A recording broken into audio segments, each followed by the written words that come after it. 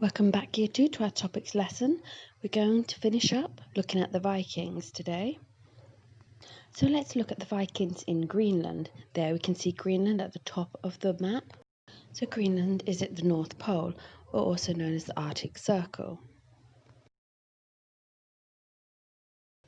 So on the grassy slopes of a fjord near the southernmost tip of Greenland stands the ruins of a church built by Viking settlers more than a century before Columbus sailed to America. The thick granite block walls remain intact, as do the 20-foot-high gables. The wooden roof, rafters and doors have collapsed and rotted away a long time ago. Now, Europeans didn't go to Greenland until the early 18th century. When they did, they found the ruins of the Viking settlement, but no trace of anybody.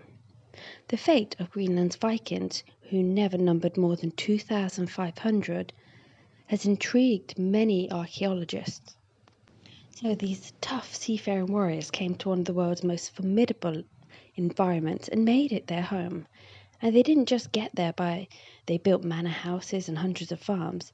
They imported stained glass, they raised sheep, goats and cattle, they traded fur and walrus tusks, live polar bears and other exotic Arctic goods to Europe. Now, they were not just there for a few years, but they were there for generations and for centuries. So they discovered Greenland during the time known as the medieval warm period, which lasted from about 900 to 1,300 years. Sea ice decreased during these centuries, so sailing from Scandinavia to Greenland became less hazardous, and longer growing seasons made it feasible to graze cattle, sheep and goats in the meadows along the fjords. Now, eventually they had problems.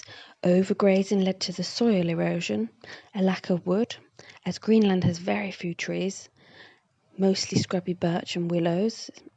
They prevented them from building ships or repairing the old ones.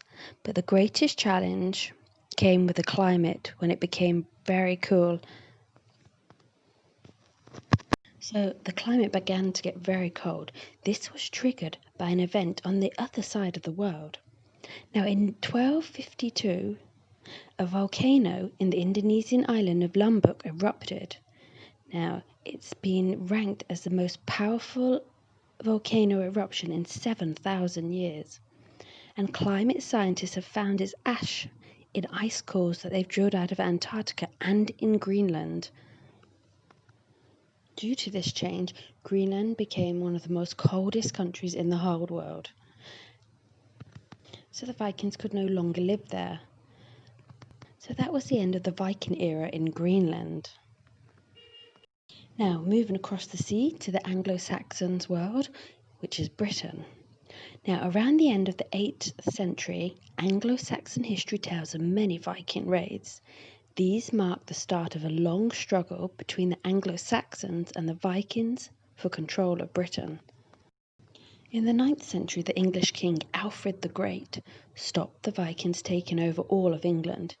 He agreed to peace with them, and some Vikings settled down to live in their own area of eastern England, called Danelaw. The Anglo-Saxons and the Vikings became neighbours in Britain, but they didn't always get along peacefully. Now, after Alfred the Great, the English kings gradually recaptured more and more land from the Vikings.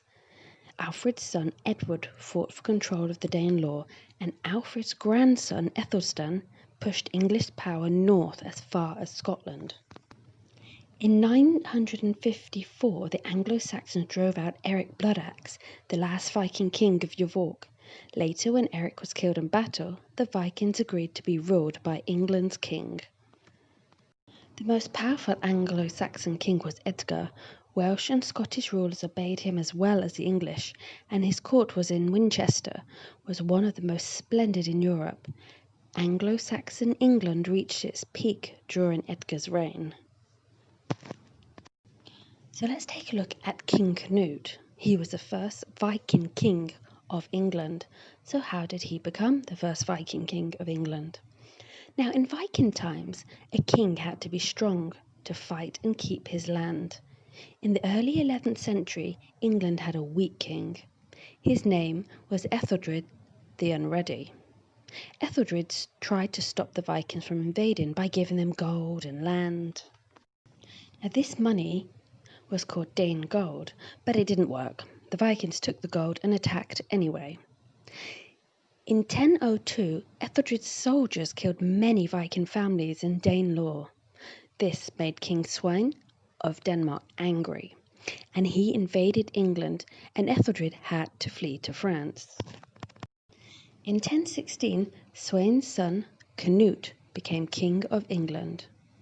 Canute was a strong ruler, and for the next few years England was part of the Viking Empire along with Denmark and Norway. He ruled well but left much of the government in England to noblemen, now called earls. This word earl comes from the Danish word jarl. So what happened to the Vikings?